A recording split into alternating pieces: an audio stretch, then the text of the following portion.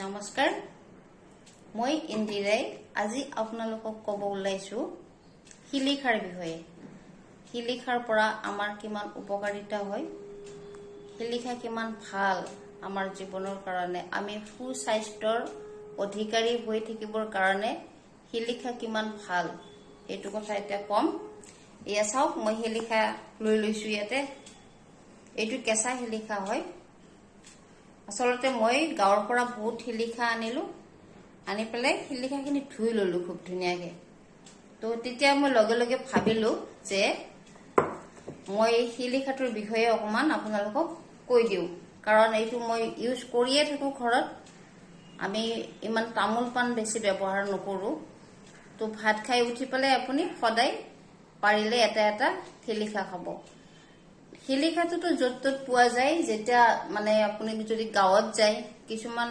হেৰিটো থাকে টাউনতো থাকে কিন্তু আপুনি যেটা গাঁৱত যাব তেতিয়া শিলিখা যিবিলাক গছত লাগে বহুত লাগে মানে তল ভৰি পেলে পৰি থাকে তেনেকুৱা তো সাফা জাগাৰ পৰা আনিব জোৰ পৰা আনি শিলিখা নাইবা পাৰি পেলে আনিব গছৰ পৰা খুব লাগে বেছি লাগে কিন্তু এইটো আমি গাঁৱত শিলিখাটো গাঁৱত বেছি মানে ইয়াক গুৰুত্ব দিয়া নহয় বহুতেই জানে 90% লোকে জানে মানে যে শিলিখাটো বহুত ভাল আমাৰ স্বাস্থ্যৰ কাৰণে আমি দুটা কথাতে এইটো ইউজ নহয় এটা হল এইটো যেতিয়া বহুত মানে গছৰ তলত বহুত পৰি থাকে নাইবা গছডালত একদম ডাল ভৰি লাগি থাকে তেতিয়া এইটো মানে গুৰুত্বটো কমি যায় আৰু শিলিখাটো খালেনো কি হ'ব এনেকো ভাবে বহুত মানুহে বহুতেই জানে আৰু বহুতেই নাজানে আজিকালি বহুত মানুহে হেলথ কনসিয়াস হৈছে স্বাস্থ্যৰ প্ৰতি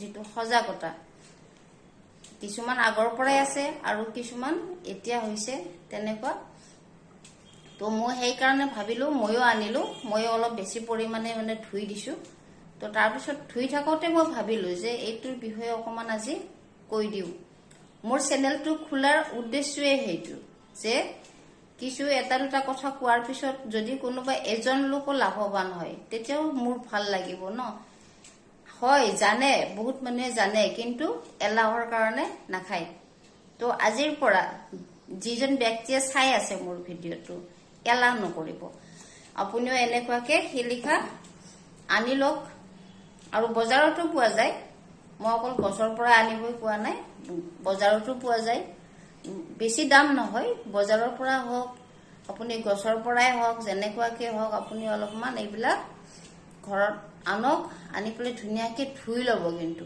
এটা এটা কৰি মই নিজে ধুইছো এইবিলাক এটা এটা কৰি ধুই লব ধুই পেলাই অলপ ৰ'দত দি দিব একদম বহুতো শুকাই নিদিব শুকাই গলে এইটো মই অকমান ৰ'দত দি থৈছিলো এইখিনি এনেকুৱা অলপ কলা কলা হৈয়ে গল তথাপি খুব চকাৰত হলেতো দুদিন মানতে হৈ যায় বহুত শুকাই দিলে কি হয় বেছি টান হৈ যায় তেতিয়া চবাবলে অকমান দিগদাৰ হয় হেতু নিজে গম পাই যাব তো এনেকুৱাকে যেতিয়া শুকাই যাব তেতিয়া শিলিখাটো কলা হৈ যাব তাৰ পিছত আপুনি কি কৰিব এটা বটলত থৈ দিয়ক বাস তাৰ পিছত খাই থাকক সদায় সদায় ভাত খাই উঠি পেলাই এটা সদায় খোৱাৰ অভ্যাস কৰি লওক এতিয়া তাৰ বিষয়ে অকমান কও মানে মইতো ডক্টৰ নহয় মই জ্যোতিষাৰ হয় মাত্ৰ যিখিনি জানো মই এইখিনি কম আপোনালোকক এইটো আপোনাৰ যদি পেট সাফা নহয় ভালকে তেতিয়াও আপুনি যদি এইটো সদায় খায় এটা এটা তেতিয়া আপুনি লাভৱান হ'ব তাৰ কাৰণে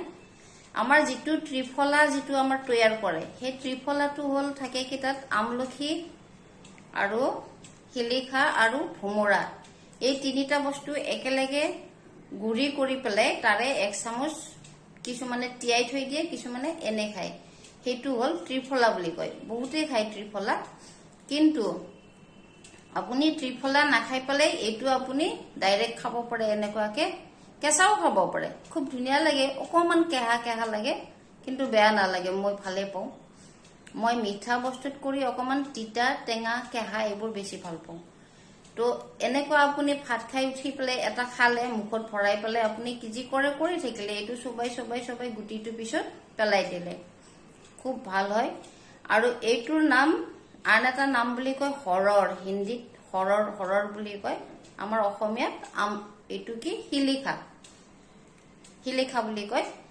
তো এইটো এটা ভাত খাই উঠি পেলাই খোৱাৰ কাৰণে চেষ্টা কৰিব। তাৰ পিছতে হ'ল ইয়াৰ যদি ৰস উলিয়াই পেলাই চুলিত লগাই তেতিয়াহ'লে চুলিটো কলা হয়। আমলখিটোৰ এটা দাগ আছে কলা কলা, আপুনি এনেও চাব পাৰে, অকমান বগা কাপোৰত যদি এনেকে ঘঁহি দিয়ে পটককে কলা কলা হৈ যায়। তো এইটো আপুনি চুলিটো লগাব পাৰে, যদি বেছি থাকে এইটো অকমান খুন্দি পেলাই তাৰ ৰস উলিয়াই পেলাই চুলিটো লগাব পাৰে। চুলিত লগালে চুলিৰ ৰংটো ভাল হয় আৰু চুলিৰ সৰাটোও কম হয়, বহুতে স্বাস্থ্যকৰ হয়।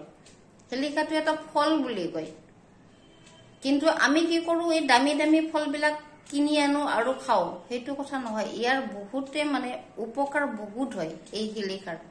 সেইকাৰণে মই ভাবিলো যে মই অকমান এইটোৰ বিষয়ে যিখিনি মই জানো, কাৰণ মই এইটো সদায় ইউজ কৰিয়ে থাকো ঘৰত। দুপৰীয়া যেতিয়া ভাত খাওঁ তাৰপিছত শিলিখা এটা সদায়ে খাওঁ, বহুতে ভাল হয়। যিবিলাক আপোনাৰ চুগাৰ পেচেণ্ট আছে তেখেতসকলে খাব পাৰে। এইটো শিলিখাটো ডাঙৰ সৰু সকলোৱে খাব পাৰে, এইটোত একো বাধা নাই। চুগাৰ পেচেণ্টেও খাব পাৰে, নৰ্মেল বিলাকেও খাওক, চকুৰ কাৰণেও খুব ভাল হয় শিলিখাটো, আৰু বহুত ৰোগৰ কাৰণে ভাল হয়। এতিয়া কিমান নিজে খালেহে জানিব, আমি এটা দুটা কৈ দিওঁ, কিন্তু আপুনি যেতিয়া এইটো নিজে ইউজ কৰিব, নিজে খাব, তেতিয়া আপুনি গম পাব। কিন্তু কেইদিনমান একেলগে সদায় খাওক, সদায় এটা এটা খাব। 15 দিন মান খোৱাৰ পিছত, 10-15 দিন খোৱাৰ পিছত, 15 দিন নালাগে, আপুনি এসপ্তাহ বা 10 দিন খাওক সদায় এটা এটা। তেতিয়া তাৰ উপকাৰ কিমান হয় আপুনি নিজে গম পাব। আপোনাৰ যি প্ৰব্লেম আছে দেহত, কিহৰ পৰা আপুনি ক'ত ভাল পালে, তেতিয়া আপুনি সেইটো নিজে গম পাব। খুব ভাল হয় শিলিখা। তো আপোনালোকে মোৰ নিচিনাকে এনেকে আনিব, ধুনীয়াকে ধুব, অলপ ৰদাব, তাৰপিছত বটলত ভৰাই থৈ দিয়ক। এইটো হ'ল নৰ্মেল ৰাখাটো। আৰু কিছুমানে কি কৰে, শিলিখাৰ আচাৰ বনাই, এইটো মই নাই বনোৱা, আৰু মই এনেই খাই ভাল পাওঁ, সেইটোৰ কাৰণে মই আচাৰ বনোৱা নাই। আৰু কিছুমান আছে এইটো শিলিখাটোত নিমখ দি থৈ দিয়ে, সেইটোও ভাল, বহুত লাভৱান সেইটো কেনেকে কৰে এনে কৈ দিছো অলপ। এইটো শিলিখাত এতিয়া পানী নাই, পানীটো একেবাৰে নাই। ধুই ল'ব, ধুই অকণমান ৰদাই ল'ব, পানী থাকিলে পানীটো মচি ল'ব। তাৰপিছত এটা আপুনি চিচাৰ বটলত শিলিখাখিনি দি পেলাই, শিলিখা যিমান পৰিমাণে ৰাখে সিমান পৰিমাণে নিমখ দি পেলাই কেইদিনমান থৈ দিব। আৰু যেতিয়া নিমখটো অকণমান গলিব ধৰিব তেতিয়া লৰাই পেলাই সেইটো এখন ডলা বা চালনীত দি 1 ৰ'দ বা 2 ৰ'দত দি দিব। তাৰপিছত সেইটো আপুনি এটা বটলত থৈ দিয়ক, 1 বছৰ 2 বছৰ থাকি যায়, একো বেয়া নহয়। এই শুকানটোতো বহুত দিনে থাকি যায়, নিমখত দিয়াটো থাকি যায়, তো সেইটো খাবও পাৰে আপুনি। আৰু যদি সেইখিনি কষ্ট কৰিবলৈ অকণমান মানে দিগদাৰী পায়, তেতিয়াহ'লে এনেকে নৰ্মেল কৰি ল'ব মোৰ নিচিনাকে। মই নৰ্মেলে খাওঁ। এতিয়া খালি কেঁচা আছে, এইটো মই ধুই পেলাই ৰ'দত দিছো। তাৰ পৰা এইখিনি আপোনালোকক দেখুৱাবৰ কাৰণে আনিছো মাত্ৰ, এই অলপখিনি। এইটো যেতিয়া শুকাব তেতিয়া ময়ো এইটো এটা বটলত থৈ দিম, আৰু আপুনি নিজেও খাওক, কোনোবা আহিলেও আপুনি আলহীকো দিব পাৰে, সুধিব পাৰে যে মোৰ ঘৰত শিলিখা আছে, খাই যদি খাওক। বহুত লোকে খায়, কিন্তু বহুত মানুহে খায়, তাৰ ভিতৰত ময়ো খাওঁ। তাৰপিছত আপুনি এইটো আৰু এটা কামত লাগে, সেইটো জানে চাগে, পূজাত লাগে। কিছুমান পূজাত, বোধহয় সকলো পূজাতে নেকি, ইমানটোও মই নাজানো, কিন্তু পূজাত শিলিখা লাগে। শিলিখা দি পেলাই পূজা কৰে যে, তাৰপিছত আমাক বহুত কেইজনৰ পিছত এটা শিলিখা দিয়ে, দি পেলাই এইটো কি কয়, কাটি কাটি খাব, এনেকে বুলি কয়। গতিকে এইটোৰ বহুতেই মানে বহুত মূল্যৱান ফল শিলিখাটো। য'ৰ পৰা পাৰে আপুনি আনক, কালেকশ্যন কৰক, আৰু ঘৰত ৰাখি এটা এটা খাওক। কিমান উপকাৰ হ'ব সেইটো আপুনি নিজে নিজে জানিব। আৰু বহুত আছে ক'বলগীয়া, কিন্তু ভিডিঅ'টো বেছি দীঘল হ'লে বহুত লোকে বেয়া পায়, তো সেইকাৰণে মই অলপ অলপ কওঁ, খুব কম সময়ৰ ভিতৰতে কথাখিনি ক'বৰ কাৰণে যত্ন কৰোঁ। আজিৰ পৰা আপোনালোকেও খাওক, আৰু মইতো খাওঁৱেই। মই মানে যিমান পাৰোঁ মই এই ঘৰুৱা বস্তুবোৰ মানে ল'বৰ কাৰণে মই চেষ্টা কৰোঁ। আপোনালোকেও এনেকুৱাকে ভাবক যে মই এটা দৰৱ নোখোৱাকৈও, দৰৱ মই এটাও নাখাওঁ, মানে ঔষধ নোখোৱাকে কেনেকৈ আপুনি মানে মৰাৰ দিনালৈকে জীয়াই থাকিব পাৰে।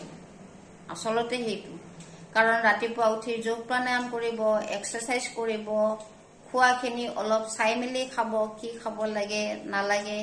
তাৰপিছত আমি যেতিয়া এইবিলাকতো আমাৰ আয়ুৰ্বেদিক বস্তু হয় ন। শিলিখাটো এটা ফল হয়, কিন্তু এইটো আয়ুৰ্বেদিকত বহুত কামতে লগায়। মানে কাহ হলেও খায়, কাহ হলে এইটো যদি আপুনি এইটো গুড়ি কৰিও থব পাৰে, শুকাই আপুনি গুড়ি কৰি যদি ৰাখে, তাৰপিছত এইটো আপুনি অকণমান মৌ জোলৰ লগত মিলাই পেলাই খায় 2 বাৰ বা 3 বাৰ, কাহতো কামত আহে। তো বহুতেই কাম আছে, মই খালি আপোনালোকক অলপ কৈ দিছো। অন্য বেলেগ একো নালাগে, আপুনি এটা সদায় খোৱা কৰক, তাতো আপোনাৰ বহুত কামত আহিব, বহুত উপকাৰ পাব। তো আজি ভিডিঅ'টোত মই এইখিনিয়ে ক'লো আৰু ইয়াতকে দীঘলীয়া নকৰো। আপোনালোকে যদি ভাল পায় তেনেহলে এটা লাইক কৰি দিব, শ্বেয়াৰ কৰি দিব, আৰু যদি কোনোবা নতুন ব্যক্তিয়ে মোৰ চেনেলটো চাই আছে তেন্তে এটা সাবস্ক্ৰাইব কৰি দিব। আকৌ লগ পাম। নমস্কাৰ।